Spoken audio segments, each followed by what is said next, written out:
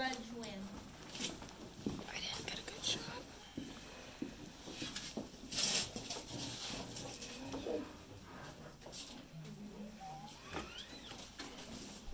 Addison looks like a heartbreaker in this cowgirl-inspired Western Reflections original by Donna Riva.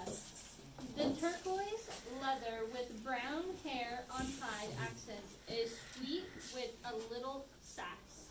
Everybody needs a little fringe to show their wild side. Addison ties it all together with her rhinestone lip gloss earrings, white Stetson hat, and custom matched boots. We're ready to rodeo. If my horse could talk, he would tell you, you know, I'm old enough to get into the rodeo dance. I'm a manly man. I get things done. But I have a soft spot in my heart for Miss Addison Rose. Our beginning together was not the sort of memory a young girl wants to hold on to. It would best be described as painful, for her anyway.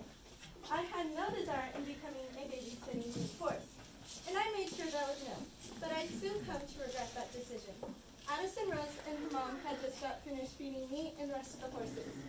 Then they filled the buckets of hog feed and started across my pasture. Addison Rose took a shortcut under my neck. I thought, here's my chance. I grabbed her by the top of her head. She let out a holler. I jumped and busted my lip on the feeder. Instant karma. It all happened so fast, I didn't know it hit me. All of a sudden, I went from being the go-to horse to the invisible horse. I started to think that maybe I'd made a big mistake. That little girl would climb the haystack in front of my pasture. She would talk to people I couldn't see. Those bales of hay were a stage, and she was the queen of the rodeo. One morning, her folks stood back from the fence line talking. They mentioned each of us horses. Roscoe, he just won't do.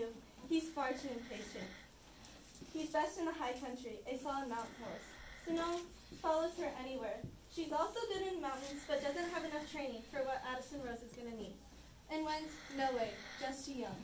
That leaves Rob, and it wasn't said with the most confidence. Perplexed as you might imagine, I've been hearing my name and Addison Rose being mentioned in the same sentence. As it turns out, I was getting a second chance with a much older Addison Rose, a girl I began to wish for from afar over the past few years. One morning, she came out to feed while it was still dark. Was I now her favorite? This is the life I could have been living.